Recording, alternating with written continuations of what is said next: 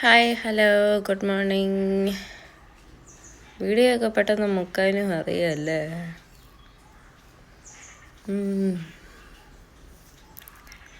എന്തായാലും ഇന്ന് നമുക്ക് ഒരിടം വരെ പോകണം.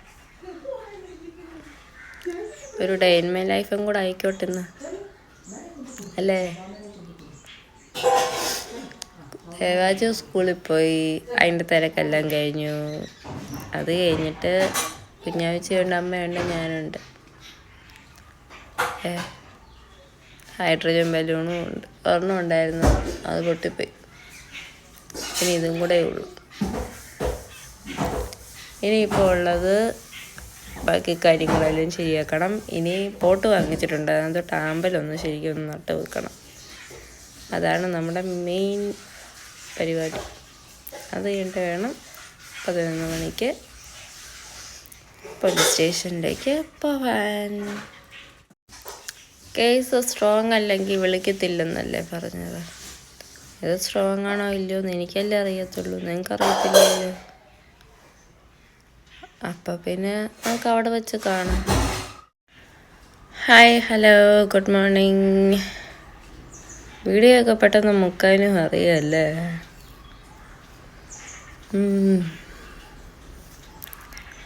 എന്തായാലും ഇന്ന് നമുക്ക് ഒരിടം വരെ പോകണം. ഒരു ഡേ ഇൻ മൈ ലൈഫും കൂടെ ആയിക്കോട്ടെ ഇന്ന്, അല്ലേ. ദേവാജു സ്കൂളിൽ പോയി, അതിൻ്റെ തിരക്കെല്ലാം കഴിഞ്ഞു.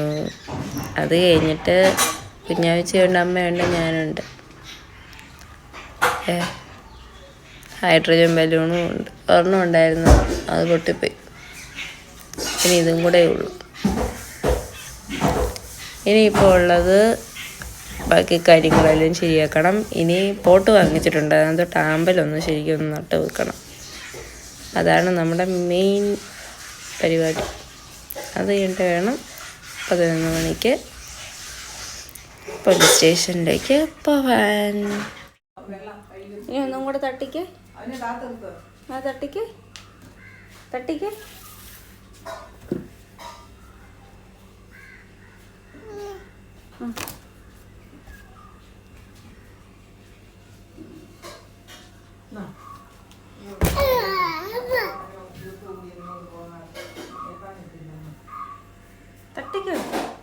തട്ടിക്ക്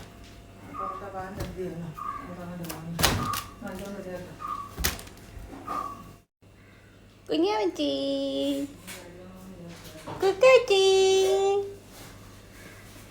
ചക്കടേ, കുഞ്ഞിൻ്റെ ബലൂണ് തട്ടിക്കോ. ഒരു തട്ടും കൂടെ ആ കൈ കൊണ്ടോ. അതെ ഇടിക്കാണോ മൂത്ത്. അങ്ങനെ എം കുമരൻ സൺ ഓഫ് മഹാലക്ഷ്മിക്ക് അതേപോലെ.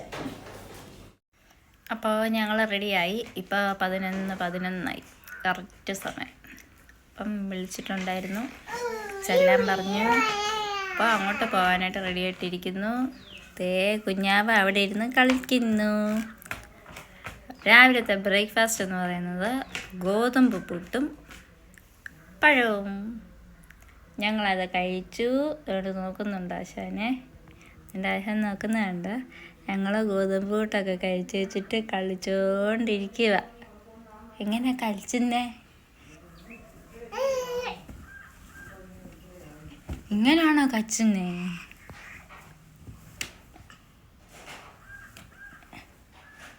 കഴിഞ്ഞു.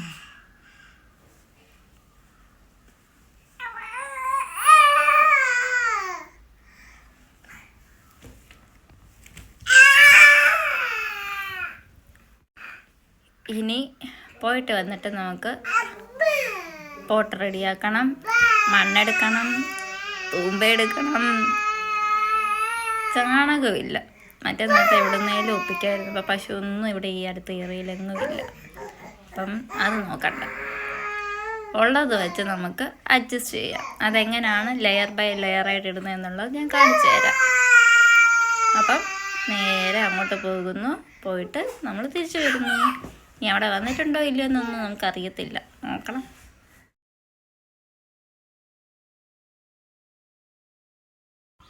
ഹലോ, അപ്പം നമ്മൾ സ്റ്റേഷനിൽ പോയി മൊഴി കൊടുത്തു, കാര്യങ്ങളെല്ലാം ചെയ്തിട്ടുണ്ട്.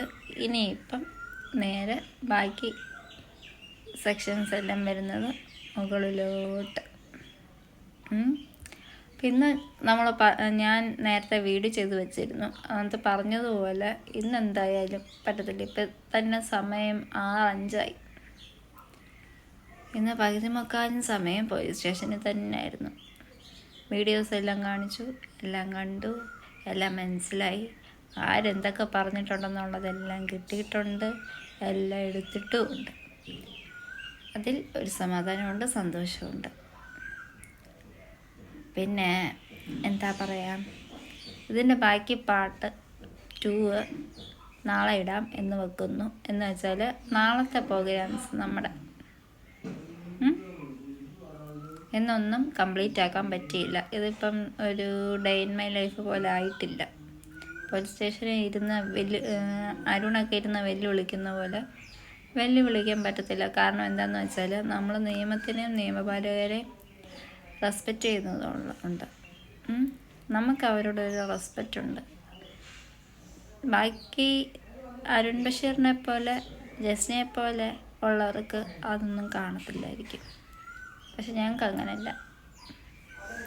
ഞങ്ങൾക്ക് അവരോട് എന്നും അന്നും ഇന്നും എന്നും റെസ്പെക്റ്റ് തന്നെയാണ്.